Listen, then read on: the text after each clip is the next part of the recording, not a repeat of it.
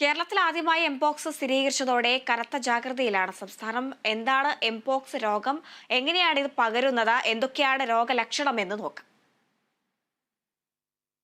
ആദ്യഘട്ടങ്ങളിൽ മൃഗങ്ങളിൽ നിന്ന് മനുഷ്യരിലേക്ക് പകരുന്ന ഒരു ജന്തുജന്യ രോഗമായിരുന്നു എംപോക്സ്.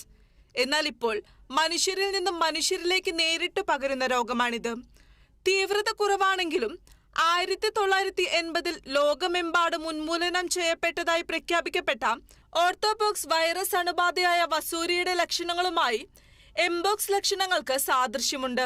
കോവിഡ്, H1N1, ഇൻഫ്ലുവൻസയോ പോലെ വായുവിലൂടെ പകരുന്ന ഒരു രോഗമല്ലെങ്കിലും രോഗം ബാധിച്ച വ്യക്തിയുമായി അടുത്ത ബന്ധം പുലർത്തുകയോ കിടക്ക, വസ്ത്രം എന്നിവ സ്പർശിക്കുക, സുരക്ഷാ മാനദണ്ഡങ്ങൾ പാലിക്കാതിരിക്കുക തുടങ്ങിയവയിലൂടെയെല്ലാം രോഗസാധ്യത വളരെയേറെയാണ്.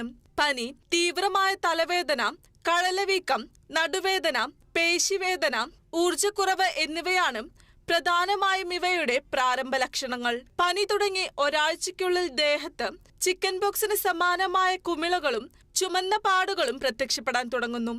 ഇതിനു പുറമെ കൈപ്പത്തി, ജനനേന്ദ്രിയം, കണ്ണുകൾ എന്നീ ശരീരഭാഗങ്ങളിലും ഇവ കാണപ്പെടുന്നു.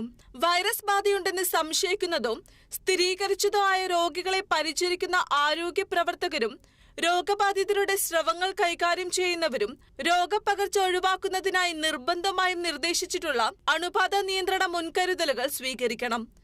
News desk, Kerala vision news.